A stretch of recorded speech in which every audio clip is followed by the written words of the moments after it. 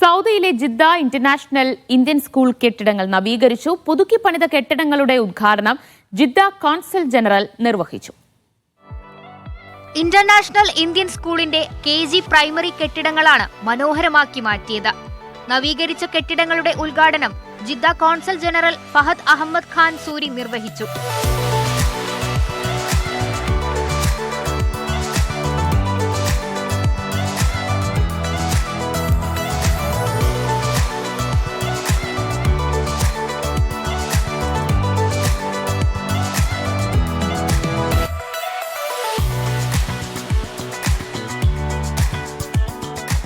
Jeddah ഹയ്യു റിഹാബിലെ സ്കൂളിന്റെ പഴക്കം ചെന്ന കെട്ടിടങ്ങളാണ് പുതുക്കി പണിഞ്ഞത്.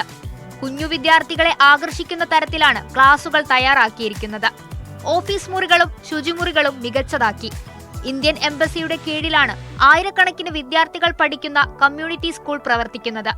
School principal Muhammad Imran, managing committee chairman doctor Muhammad Saleem, managing committee അംഗങ്ങൾ, സ്റ്റാഫ് ഉൾപ്പെടെ നിരവധി പേർ ചടങ്ങിൽ പങ്കെടുത്തു. Media 1 Jeddah.